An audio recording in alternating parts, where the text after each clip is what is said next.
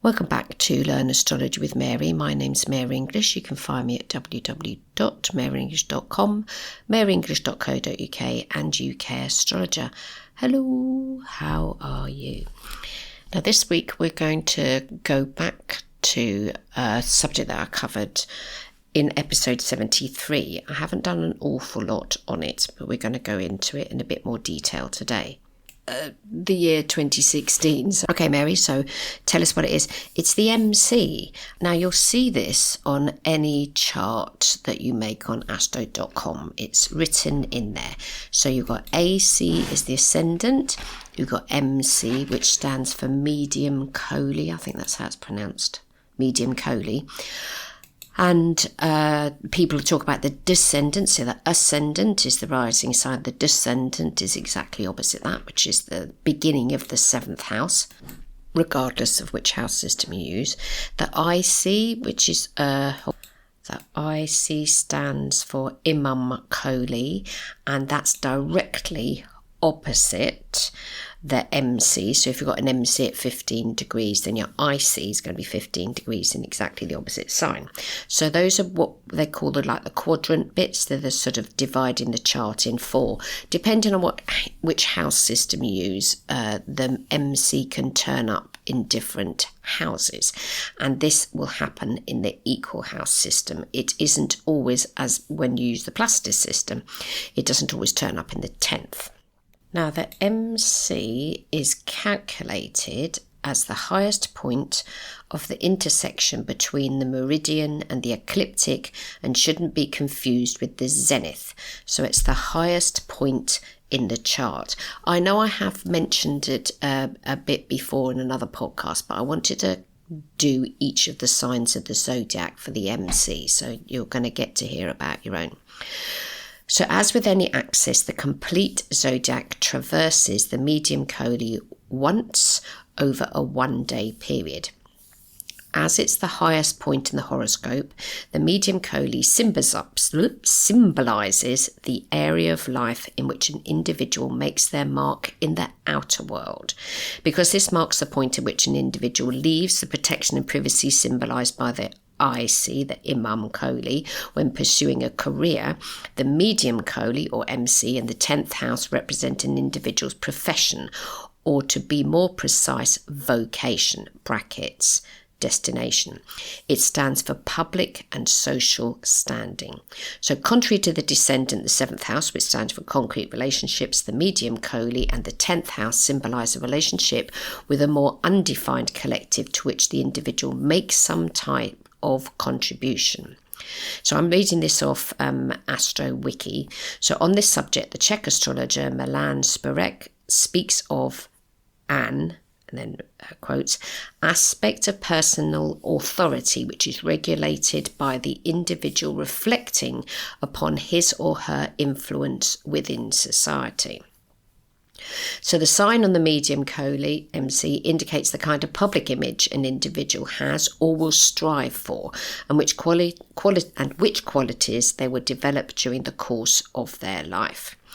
So the medium Coley, in depending on what house system you use, marks the beginning of the 10th house, which is associated with the sign of Capricorn, but that isn't always going to happen and won't always happen in equal house, which I hope that you are making your charts with.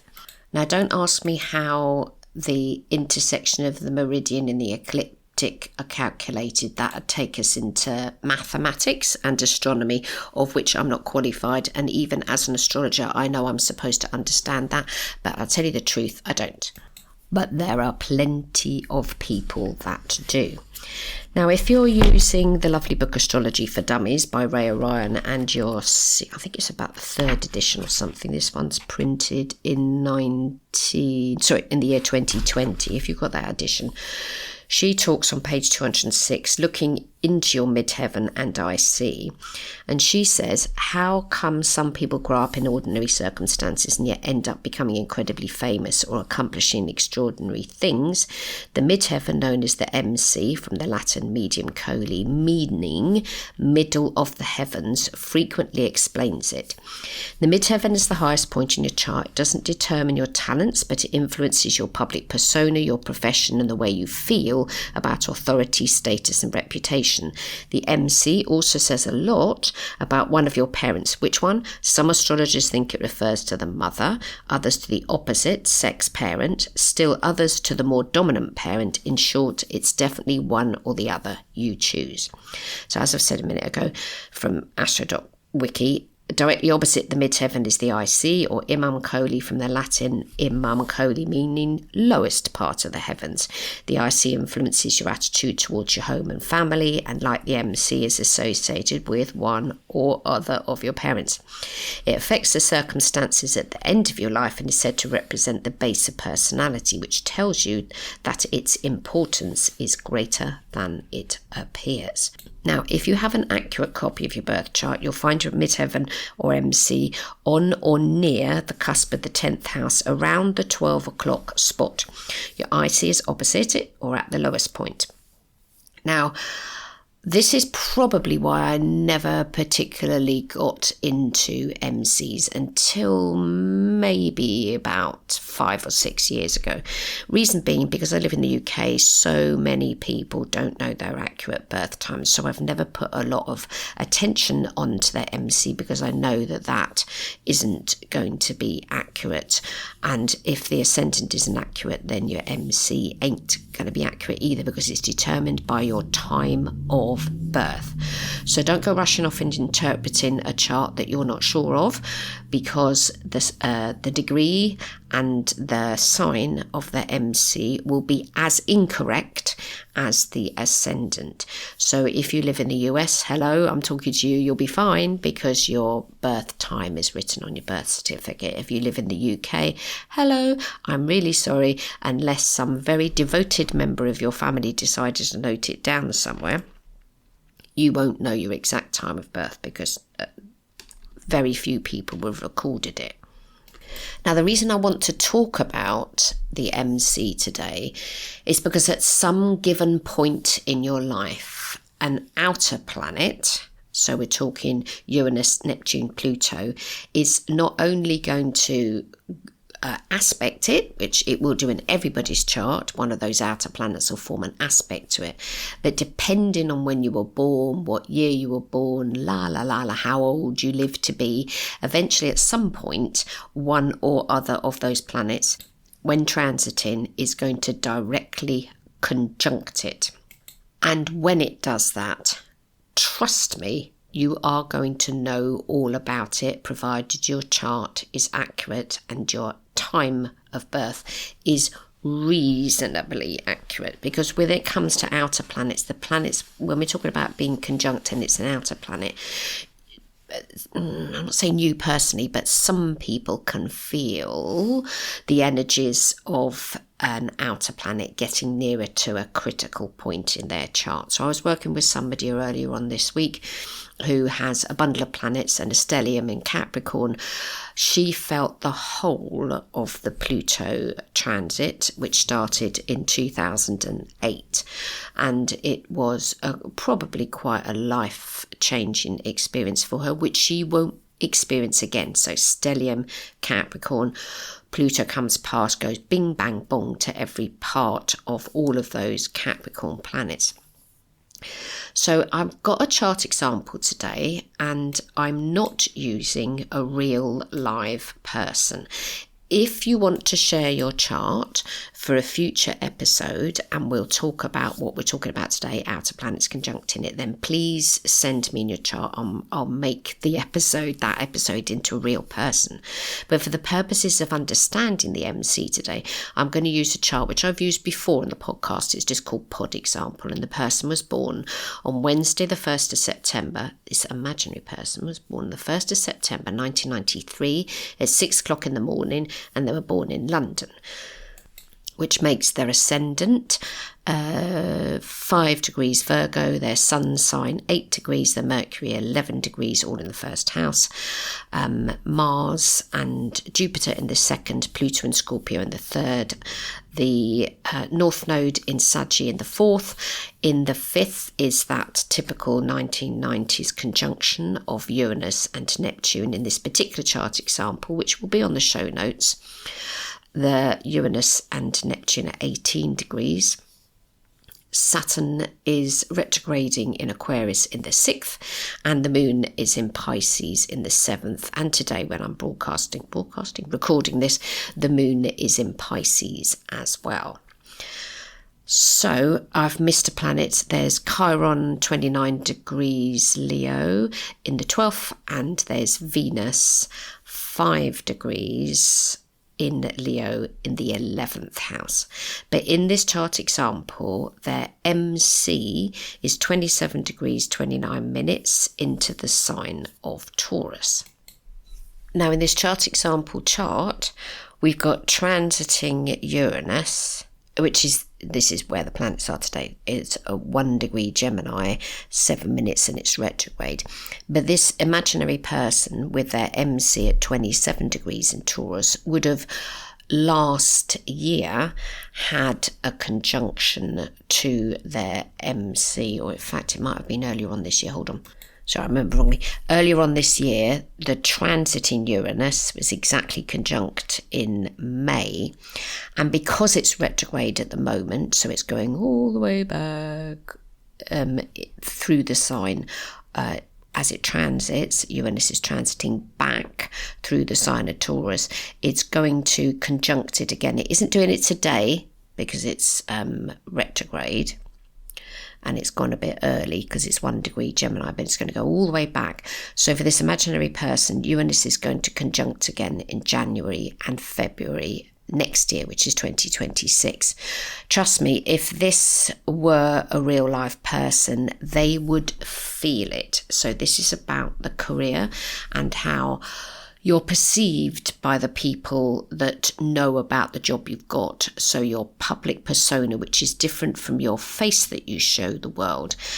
In your work environment, you're going to have some sort of disruption going on. So if you yourself are listening at the moment and you've got a very early degree, either a late degree Taurus MC or a very early degree Gemini MC, trust me, there is going to be something going on in your work environment. Okay, so before I go any further, I'm just going to read to you from the Dummies book about each sign of the zodiac's MC, and then we'll talk a little bit more about other stuff that can happen. So Aries midheaven, you have a daring attitude towards your career, you respond to a challenge and are most jazzed when you're launching a new endeavour. You're a leader and you don't mind taking a risk. What you do mind is being powerless. Being your own boss is your best move.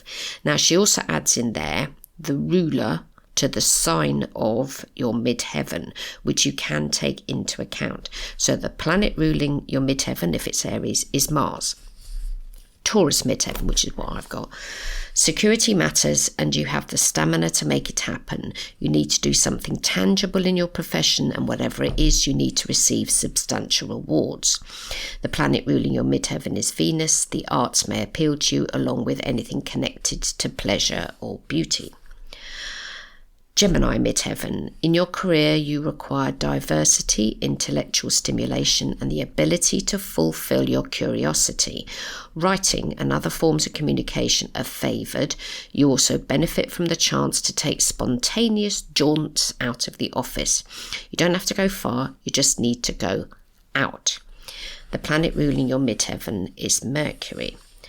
Cancer midheaven. A profession that encourages you to activate your intuition and make emotional connections has long-term appeal, especially if it focuses on real estate, interior decoration, family relations, food, a family business, or anything connected to children. No matter what you do, your unstated purpose may be to provide for your loved ones. You also need to be involved in the wider community and to receive recognition from authority figures there. The planet ruling your midheaven is, guess? Well done. The moon, which is very changeable. Leo midheaven.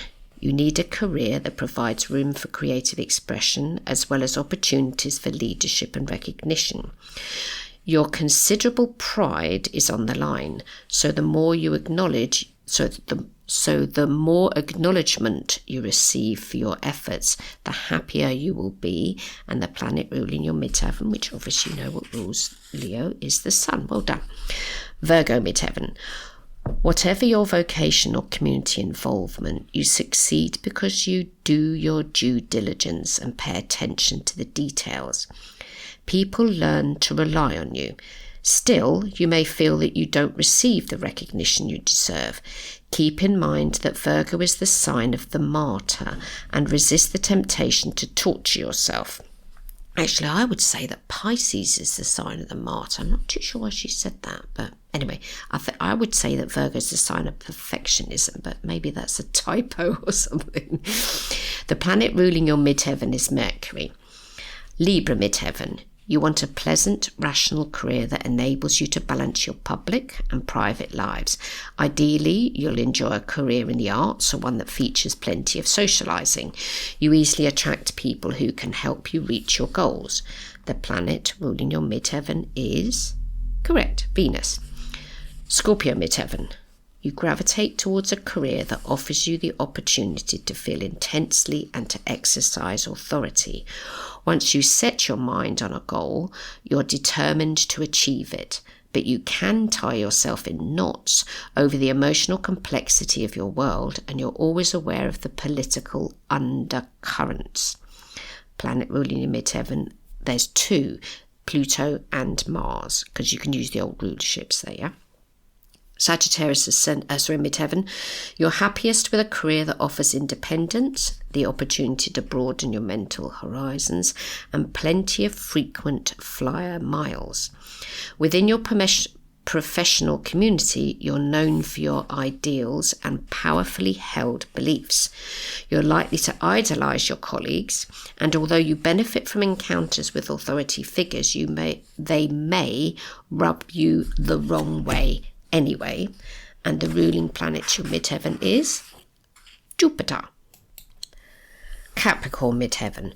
Reliable and ambitious, you're willing to do whatever is necessary to achieve success.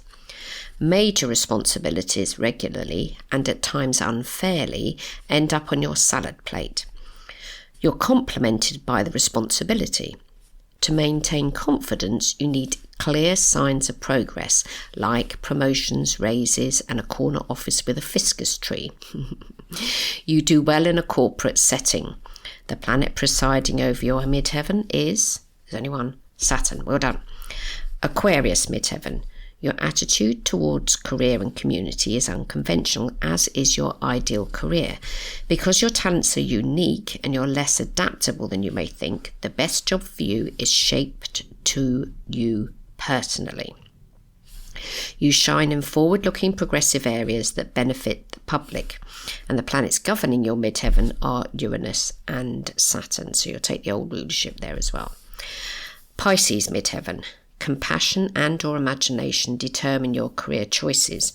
You may be drawn to the helping professions or to an expressive field such as music or dance. Either way, your intuition and psychic abilities guide you, and the planets ruling your midheaven are, well done, Neptune and Jupiter. Now, one of the biggest questions that you will get asked as a practicing astrologer is about work. It isn't, I was analysing at one point, was it mostly about relationships or mostly about work? It isn't particularly about relationships, in my experience, yeah. There's an awful lot, especially at the moment, I am having umpteen clients that are concerned about finances, and I work a lot with people that are female, married with children, and also want to work as well. So they want to combine the two things of motherhood and work. So I have to excuse the clients I read for in the past, take into account the sign that the MC is in, and also what might be conjunct to it. So I was working with a student the other day that was born with the MC in Aquarius, which are just really the Aquarius, and they've got their Jupiter conjunct to their MC, which is long distance travel for the education, but it needs to be something weird and wacky. If you've got midheaven in the sign of Aquarius, then you're going to have to do something that's a little bit unusual, but with that added Jupiter in there, there's going to be some sort of international travel or things that are distant rather than local, because Cancer's the local sign. Sagittarius and Jupiter is not. It's the opposite of that. So in your own chart, if you're in a job and you abso-flippin-lutely hate it, then check out the sign that your MC is in. Is there anything that conjuncts it? Take into account those planets that do conjunct it. Don't worry too much about things that aspect it. I sometimes think that in an astrological not conversation, but in an astrological analysis, if we take into account too many planets and what they do and don't do, we'll sort of be a bit like stuck in the wood and can't see the wood for the trees type of idea. Now, in this chart example I've got, this imaginary person has their Venus in the sign of Leo 5 degrees, which forms no aspects to anything else in the chart other than what else does it do? It does a trine to the North Node. So this person, their poor little Venus, is what I would call an unaspected planet, and you've got to keep your eye on an unaspected planet, because if it misbehaves and does its own thing, it's not going to have a conversation with the rest of the chart. So if you have a planet that is unaspected, you need to learn a lot about that planet and give it some TLC. But we're not talking about that, we're talking about the MC.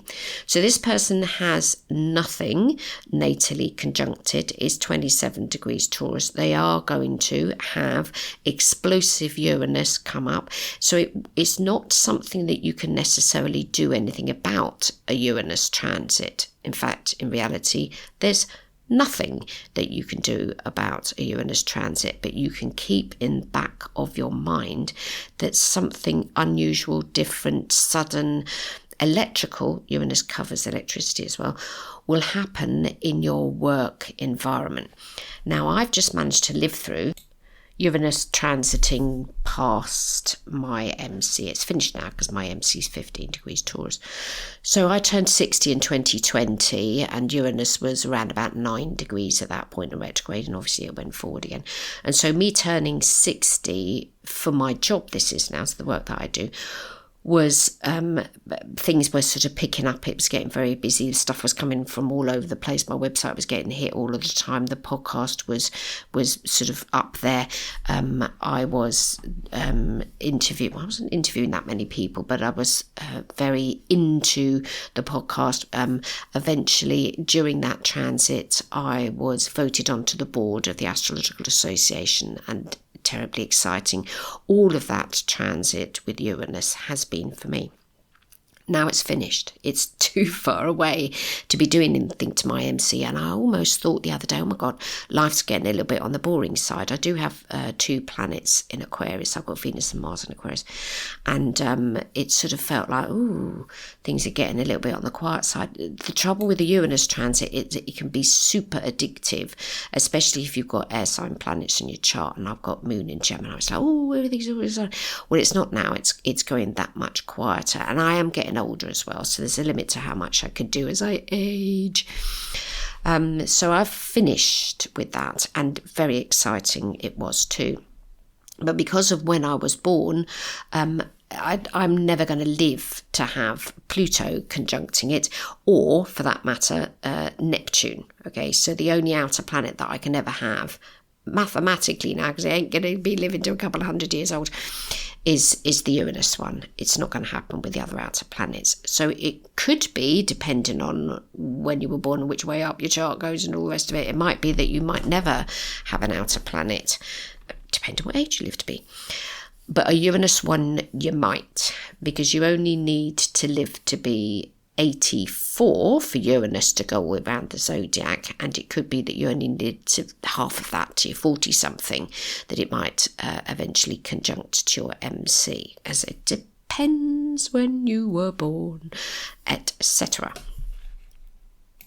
Now, with the Uranus conjunction, as I say, things get exciting. Online is definitely the way to go during Uranus, and in when I turned 60, which is 2020, we had the pandemic, which started a little bit the year before, 1919. All of my work went online at that point, and that is governed by Uranus because it's a ruler to Aquarius. Aquarius governs the internet, etc.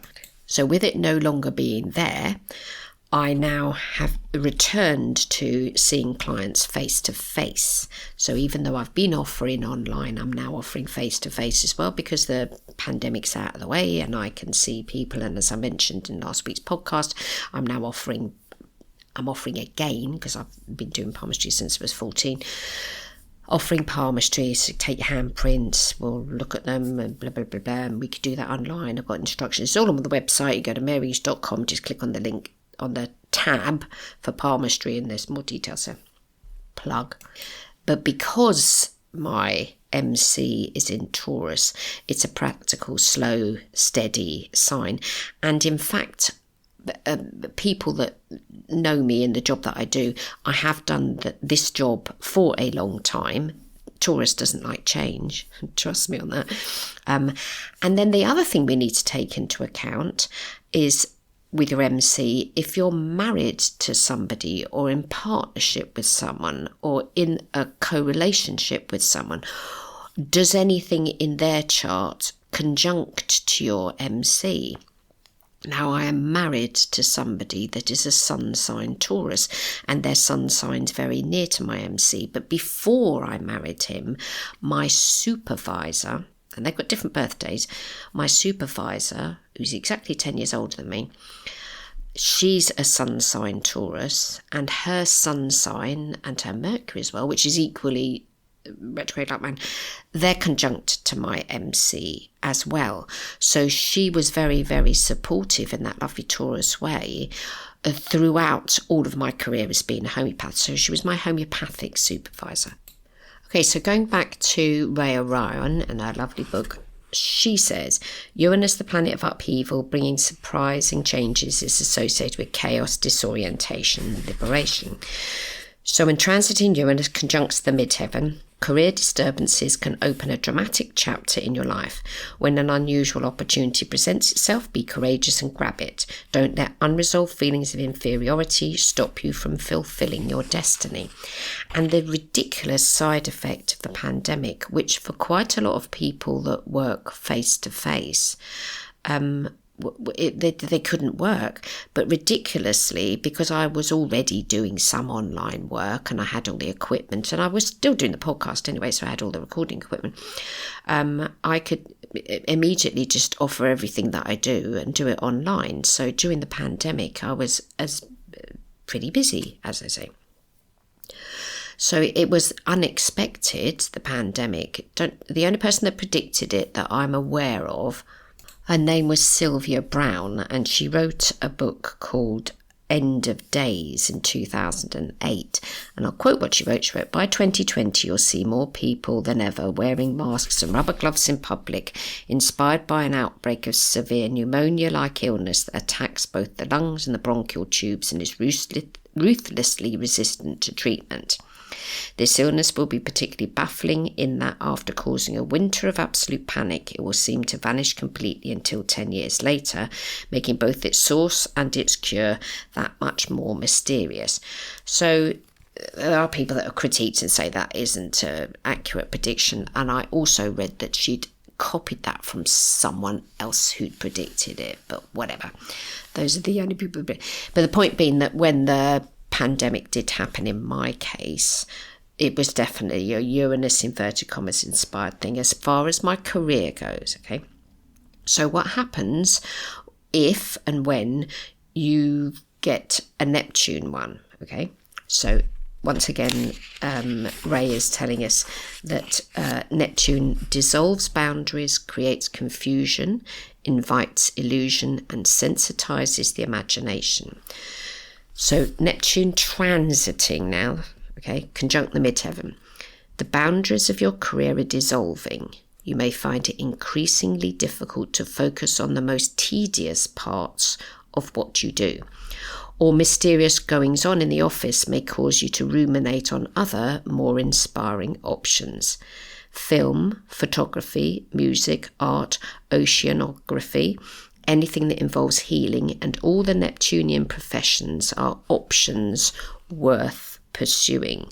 So say you had an MC that's a late degree Pisces or an early degree Aries, because that's where Neptune is at the minute.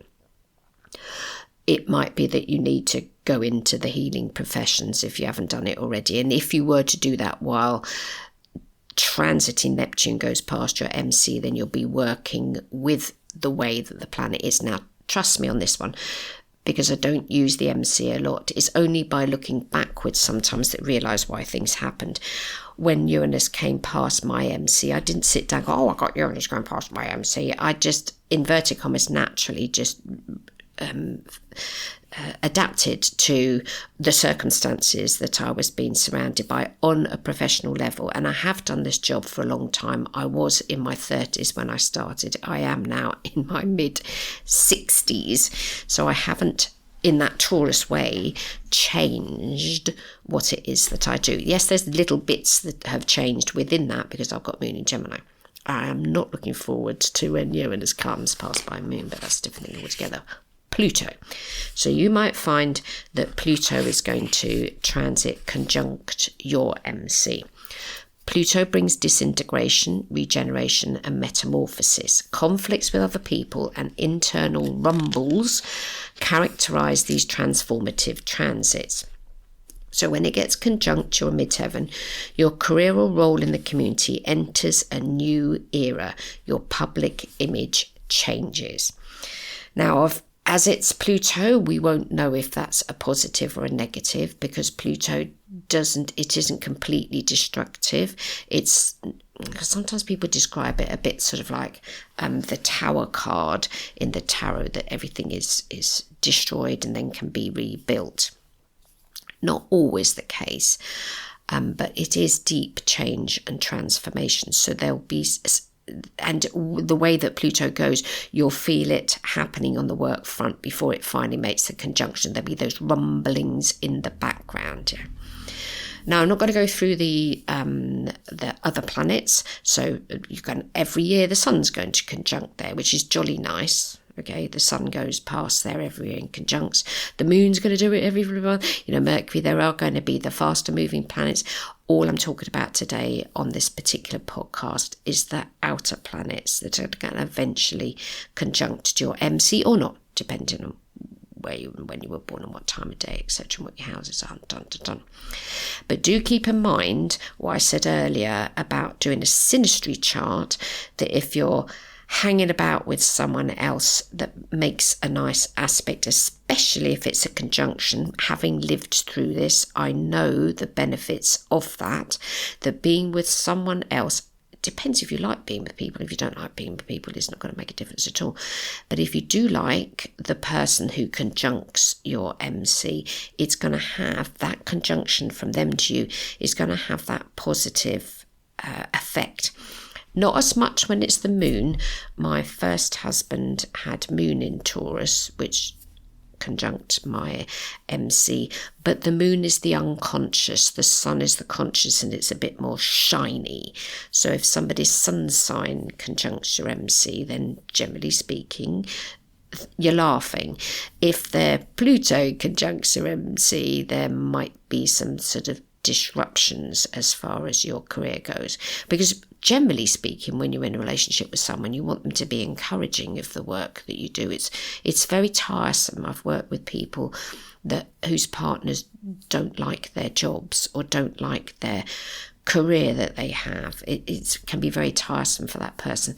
And then equally, people meet at work. That's how they first met, is through the work environment, and they can be very encouraging of each other's careers because they've both worked in the same thing.